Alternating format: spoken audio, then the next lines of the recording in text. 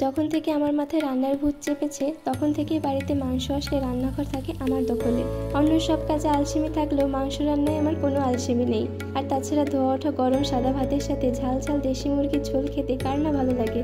তবে বেশ কিছুদিন ধরে ইচ্ছা করছিল পোলাও দিয়ে দেশি মুরগির ঝোল খাওয়ার, তাই আজ ছুটির দিনে হাতাখুন্তি নিয়ে হাজির হয়েছি ঝাল ঝাল দেশি মুরগির ঝোল রান্না করতে।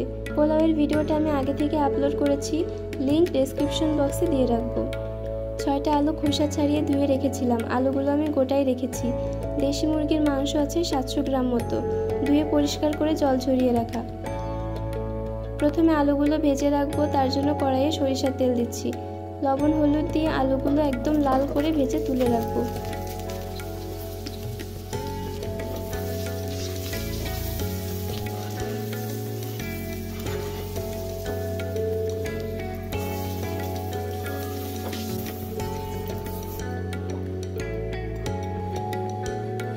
আরও কিছুটা সরিষার তেল দিয়ে 1/3 কাপ পেঁয়াজ বাটা দেব।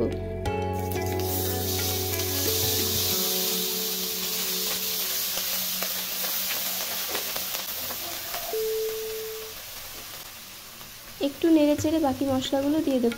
রসুন বাটা 1/4 কাপ, জিরা বাটা 1 টেবিল চামচ, আদা বাটা 1/2 টেবিল চামচ, শুকনো মরিচের গুঁড়ো 1 টেবিল চামচ।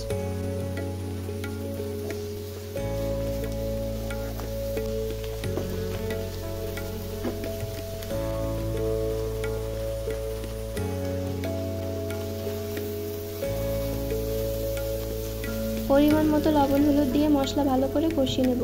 যদি দেখো মশলা পুড়ে যাচ্ছে তাহলে অল্প পরিমাণ জল দেবে। একটু সময় নিয়ে নেড়েচেড়ে ভালো করে মশলা কষিয়ে নেব।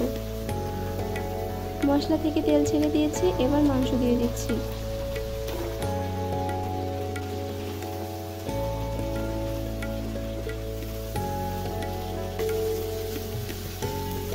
সাথে 1 টুকরো চুইও দিচ্ছি।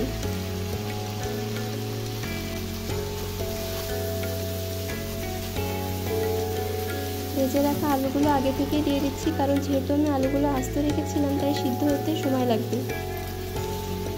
এবার ঢাকা দিয়ে মাংস কষাবো। মাংস কষানোর সময় চুলার আঁচ মাঝারি থেকে একটু কমিয়ে রাখবে, আর মাঝে মাঝে ঢাকনা তুলে নেড়েচেড়ে দেবে। আগে থেকে জল দেওয়ার দরকার নেই, কারণ ঢাকা দিয়ে রাখলে মাংস থেকে কিছুটা জল বের হবে। যখন দেখবে মাংসের জলটা শুকিয়ে মশলা পুড়ে যাচ্ছে তখন অল্প গরম জল দেবে।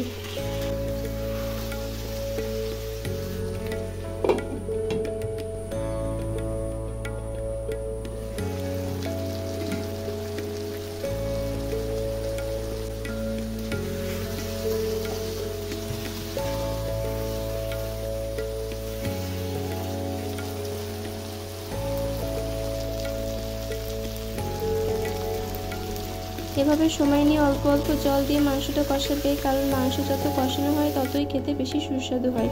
আমি সবসময় মাংস বেশ অনেকটা সময় নিয়ে কষিয়ে রান্না করি। যখন দেখি মাংস প্রায় সিদ্ধ হয়ে গেছে তখন ঝোলের জন্য জল দিই।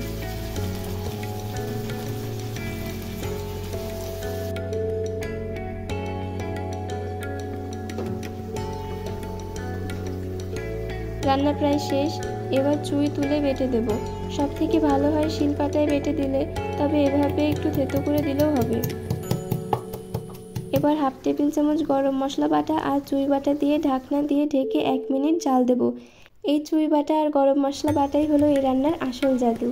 এই 2 মশলা দিয়ে ঢাকা দিয়ে রেখে কিছুটা সময় পর যখন ঢাকনা তুলবে তখন যে সুগন্ধ ছড়াবে তাতেই মুখে জল চলে আসবে। বাড়ির যে যতই কাজে ব্যস্ত থাকুক, ঢাকনা তোলার সাথে সাথেই দেখবে সবাই খাবার টেবিলে হাজির।